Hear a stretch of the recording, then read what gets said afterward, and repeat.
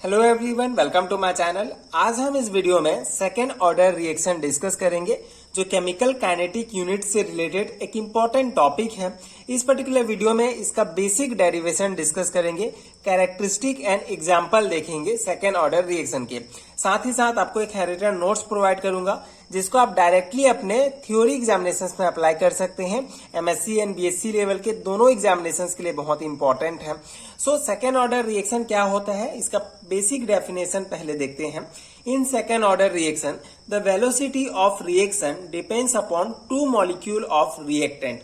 Second order reaction can be written as. So basically इसमें क्या होता है, किसी भी रिएक्शंस का जो वेलोसिटी होता है ये डिपेंड करता है दो मॉलिक्यूल्स पर। ठीक है, सेकेंड ऑर्डर रिएक्शन में किसी भी रिएक्शन का जो वेलोसिटी है ये दो मॉलिक्यूल, जो रिएक्टेंट के दो मॉलिक्यूल होते हैं, दोनों पर डिपेंड करता है। सेकेंड ऑर्डर रिएक्शन को आप इस प्रकार से लिख सकते हैं, इसमें बेसिकली दो मॉलिक्यूल्स रिएक्टेंट्स में रिएक्ट करेंगे एंड प्रोडक्ट का फॉर्मेशन करते हैं। या दोनों जो मॉलिक्यूल्स होंगे सेम हो सकते हैं या अलग अलग दो मॉलिक्यूल एज ए रिएक्टेंट आपस में रिएक्ट करेंगे एंड प्रोडक्ट का फॉर्मेशन करेंगे। तो इस टाइप के रिएक्शंस में जो वेलोसिटी होगा, ठीक है, ये डिपेंड करता है दोनों पर। ठीक है, दोनों मॉलिक्यूल पर, रिएक्टेंट के दोनों मॉलिक्यूल पर डिपेंड करता है। ये बेसिक पॉइंट है, बेसिक डेफिनेशन है सेकेंड ऑर्डर रिएक्शन का।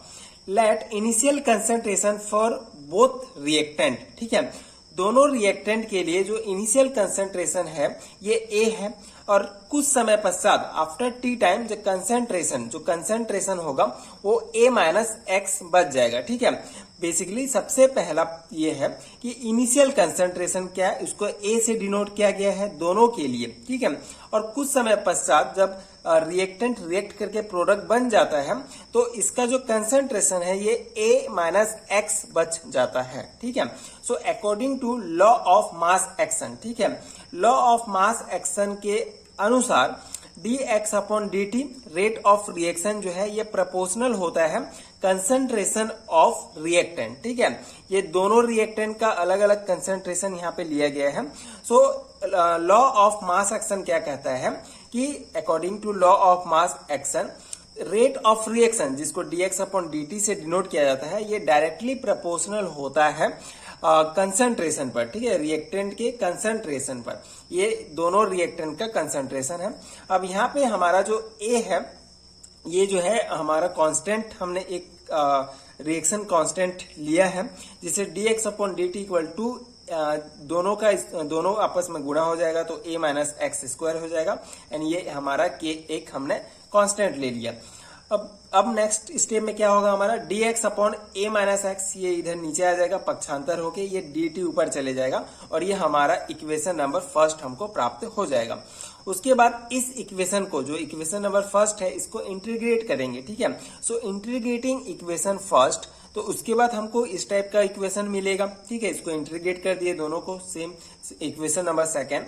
उसके बाद इंटीग्रेशन ऑफ, तो एक साइड को हम लेते हैं, ठीक है, लेफ्ट हैंड साइड को लेते हैं। So for integration of dx upon a minus x, जहां पे a माइनस एक्स बराबर आपका, हम a माइनस एक्स को जो है p कंसीडर करेंगे एंड ऑन डिफ्रेंसिएशन, ठीक है, डिफ्रेंसिएशन से हमारा dx बराबर जो है dp इसको कंसीडर करेंगे। ठीक है, सो बेसिकली यहाँ पे इक्वेशन फर्स्ट को इंटीग्रेट करेंगे जिससे हमको ये इक्वेशन मिलेगा। उसके बाद जो लेफ्ट हैंड साइड होगा dx upon a minus x को इंटीग्रेट करने के लिए a माइनस एक्स को जो है हम p मानेंगे और dx को जो है हम dp मानेंगे। ये डिफ्रेंसिएशन से हमको ये इक्वेशंस प्राप्त होंगे। अब इक्वेशन 2 का लेफ्ट हैंड साइड हम डिस्कस करते हैं। यहाँ पे ये हमारा इक्वेशन 2 का लेफ्ट हैंड साइड है। तो जैसे कि हमने यहाँ पे कंसीडर किया कि dx के जगह हम dp ले लेंगे, ठीक है, एंड a माइनस एक्स के जगह हम p कंसीडर करेंगे। सो ये p स्क्वायर हो जाएगा। यहाँ पे माइनस का साइन होगा क्योंकि ये रिएक्टेंट का साइड है। ठीक है, ये प्रोडक्ट में जब चेंज होगा तो इसमें कमी होगी, इसलिए इसको माइनस साइन से यहाँ पे डिनोट किया जाता है।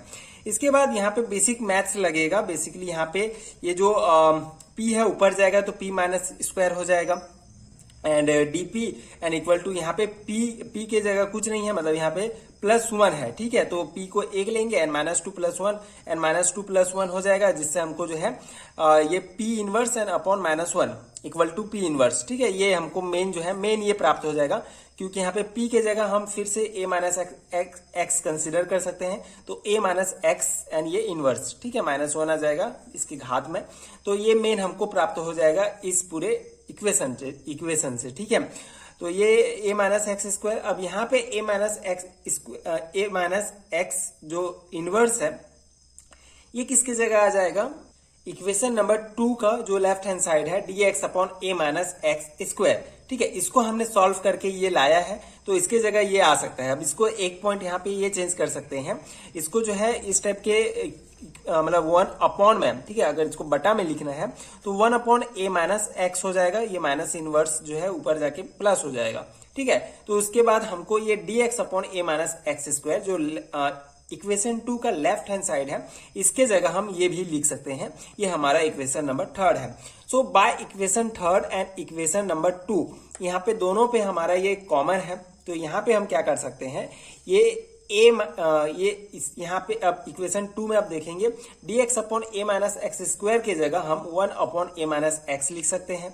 एंड जब हम इसको सॉल्व करेंगे, इंटीग्रेशन को हटाएंगे तो kt प्लस c हो जाएगा, जहां पे c हमारा एक इंटीग्रेशन कांस्टेंट होता है, और ये हमारा इक्वेशन नंबर 4 हो जाएगा।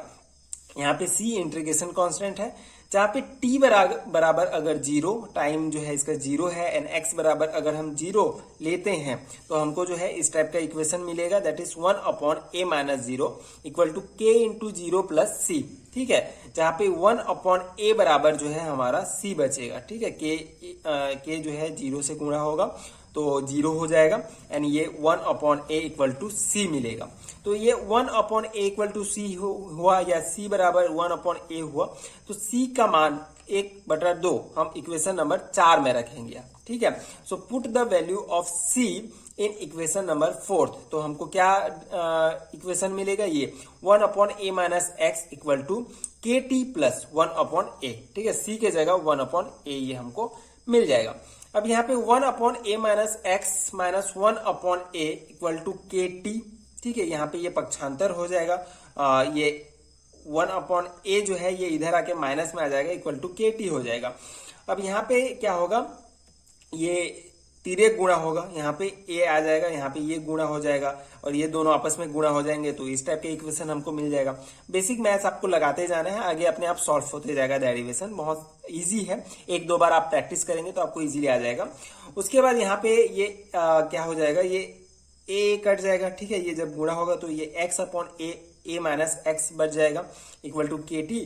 तो हमको मेन जो मिलेगा ये इक्वेशन ये मिल जाएगा k इक्वल टू, ये k equal to 1 upon t x, ये k यहीं पे रहेगा और ये t इधर जाएगा तो 1 अपॉन टी में चेंज हो जाएगा, and 1 upon t point x upon a minus x, ये इक्वेशन नंबर 5। एंड जो ये इक्वेशन नंबर 5 है, ये है वेलोसिटी कांस्टेंट है सेकेंड ऑर्डर रिएक्शन के लिए। ये इंपॉर्टेंट है फॉर्मूला, आपको ये डिराइव करने के लिए पूछा जाएगा सेमेस्टर एग्जामिनेशंस में, तो इस टाइप से आप इसको डिराइव कर सकते हैं।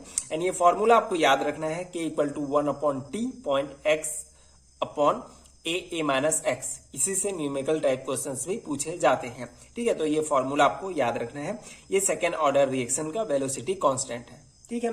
आई होप आपको समझ में आ गया होगा, ये बेसिक डेरिवेशन 1-2 बार आप प्रैक्टिस कीजिए, आपको डेफिनेटली अच्छे से आ जाएगा। अब इसका यूनिट क्या है, यूनिट कन्वर्जन यूनिट देख लेते हैं। बेसिकली सेकेंड ऑर्डर रिएक्शंस का यूनिट क्या होता है, तो कैसे निकालते हैं, ये इसका बेसिक फॉर्मूला है, k equal to 1 upon t into x upon a minus x. तो यहाँ पे ये यहाँ पे आ जाएगा, AT हो जाएगा, तो ये 1 upon gram mole litre inverse into second में ये दिया गया है, ये ठीक है, ये सेकेंड टी टाइम को करता है, और ये जो है हमारा कंसंट्रेशन है, ठीक है, कंसंट्रेशन ग्राम मोल पर लीटर इनवर्स में इसको डिनोट किया गया है। अब ये x जो है ग्राम मोल लीटर इनवर्स, एंड ये ग्राम मोल लीटर इनवर्स, ये दोनों जो है कंसंट्रेशन को शो करते हैं। तो यहाँ पे ये हमारा जो ये दोनों कट जाएगा, ठीक है।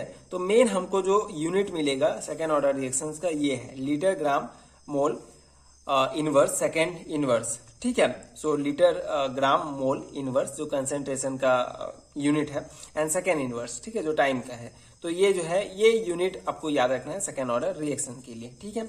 इसके अलावा इसके कुछ इंपॉर्टेंट कैरेक्टरिस्टिक होते हैं, जैसे पहला कैरेक्टरिस्टिक है time required to complete a definite fraction in the reaction is inversely proportional to initial concentration। ठीक है, तो ये बेसिक आप इसको लिख सकते हैं। यहाँ पे मेन फॉर्मूला आपको ये याद रखना है कैरेक्टरिस्टिक में कि जो टाइम जो रिक्वायर्ड होता है एक डेफिनेट फ्रैक्शन को कंप्लीट करने के लिए रिएक्शन में, ये इनवर्स प्रोपोर्शनल होता है, इनवर्सली प्रोपोर्शनल होता है इनिशियल कंसंट्रेशन के। ए इनिशियल कंसंट्रेशन हमारा ए है, तो इसका जो है ये इनवर्सली प्रोपोर्शनल होता है टाइम के। ठीक है, तो ये आपको ध्यान रखना है। सेकंड इसका इंपॉर्टेंट कैरेक्टरिस्टिक है यूनिट ऑफ वेलोसिटी कांस्टेंट के is litre mole inverse second inverse. ठीक है, ये इस टाइप भी आप लिख सकते हैं, इस टाइप भी लिख सकते हैं, सेम है। Litre mole inverse second inverse जो है वेलोसिटी कांस्टेंट के का जो है सेकेंड ऑर्डर रिएक्शंस के लिए ये यूनिट है। ठीक है, इसके कुछ इंपॉर्टेंट एग्जांपल्स भी आप ध्यान रख सकते हैं। जनरली सेमेस्टर एग्जामिनेशंस में जो है किसी टाइप के क्वेश्चंस भी पूछ सकते हैं। सेकेंड ऑर्डर रिएक्शंस क्या है, इसके 2 एग्जांपल दीजिए शॉर्ट टाइप क्वेश्चंस में, तो उसके लिए आपको ये सभी ध्यान रखने होंगे। पहला है hydrolysis of ester in presence of base. ठीक है, एस्टर का हाइड्रोलाइसिस होता है बेस की उपस्थिति में। ये एक एग्जांपल है सेकेंड ऑर्डर रिएक्शंस का।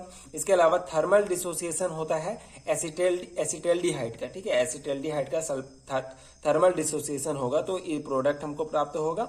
ये दोनों जो है इंपॉर्टेंट जो है एग्जांपल्स हैं सेकेंड ऑर्डर रिएक्शंस के। ठीक है, तो ये आपको ध्यान रखना है। तो ये था सेकेंड ऑर्डर रिएक्शंस का डिटेल एक्सप्लेनेशन। आई होप आपको समझ में आ गया होगा इसका बेसिक डेरिवेशंस। आप इसको निकाल सकते हैं। इसके कुछ इंपॉर्टेंट पॉइंट्स जो हमने डिस्कस किया, इसके कैरेक्टरिस्टिक एंड एग्जांपल, जो डेफिनेटली आपके एमएससी एंड बीएससी लेवल के सेमेस्टर एग्जामिनेशंस के लिए बहुत इंपॉर्टेंट है। सो अगर वीडियो हेल्पफुल है तो आगे के वीडियोस देखने के लिए चैनल के साथ जुड़े रहिए।